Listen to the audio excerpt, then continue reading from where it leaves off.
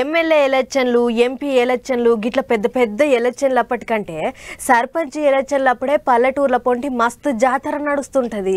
రాష్ట్రంలో కూడా గంత రాజకీయం నడవదు కావచ్చు కానీ సర్పంచ్ ఎలక్షన్లు అప్పుడు ఊళ్ళల్లో ఎక్కడలేని రాజకీయం నడుస్తుంటది. మా ఊళ్ళనైతే సర్పంచ్ ఎలక్షన్లకు పార్టీల నడుమ పొట్టు పొట్టు కిరికిరి నడుస్తుంది. ఇక ఇప్పుడున్న సర్పంచ్ల పదవీ కాలం వచ్చే నెలతో ముగుస్తున్నది. అయితే మరి ఇక ఈసారి సర్పంచ్ ఎలక్షన్లు ఉంటాయా అని అంటే ఇగో చూడుర్రి. ఇప్పటికిప్పుడు ఎన్నికలు నిర్వహించే పరిస్థితి లేదు. దానికి సంబంధించి ఎట్లా చేయాలనేది ఇవాళ రేపట్ల గదా అన్నట్టు గ్రామ పంచాయతీ ఎలక్షన్లు ఎప్పుడు పెడతారు మేడం అని అడిగితే ఇప్పటికిప్పుడు అయితే ఎలక్షన్లు పెట్టుడు కాని పని అన్నట్టు మాట్లాడింది మంత్రి సీతక్క.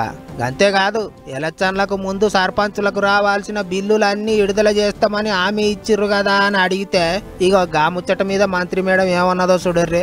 దాదాపుగా 16 నెలల నుంచి మొత్తం దాదాపుగా 1200 కోట్ల పైగా గత ప్రభుత్వం బిల్లులన్నీ సైడ్ ట్రాక్ పట్టించి వాడుకున్నది, వేరే దిక్కు వాడుతుంది. ఇప్పుడు మేము వచ్చినాము, జీతాలు ఇచ్చుకోవడానికి కూడా అక్కడ ఏం లేదు వాస్తవానికి. అవన్నింటిని కూడా సరి చేసుకుంటూ కనీసం 5వ తారీఖు లోపు ఉద్యోగుల జీతాలు ఇవ్వడము, పెన్షన్లు ఇవ్వడము ఇప్పుడు కార్యక్రమం.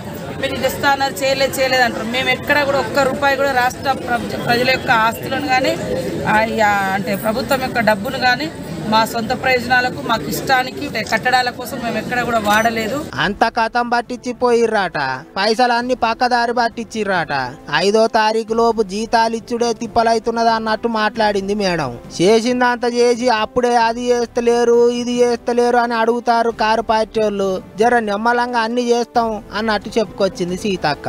అంటే ఇక సర్పంచులకు పెండింగ్ బిల్లులు అన్ని విడుదల కావాలంటే ఇంకింత టైం పట్టేటట్టే ఉన్నది.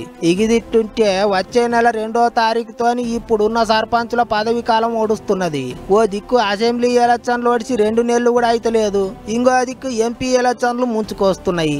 అందుకే ఇక సర్పంచ్ ఎలక్షన్లు ఇప్పటంతలా పెట్టొద్దని ఆలోచనలు చేస్తున్నారట సర్కారు వాళ్ళు. ఇంకో దిక్కు కరోనా చేయబట్టి పనులు ఏం కాలేవు, చెక్కు పవర్ ఆల్సంగా ఇచ్చిర్రు, ఇంకో 7 పదవి కాలం పొడగిచ్చిర్రు అంటున్నారట సర్పంచులు.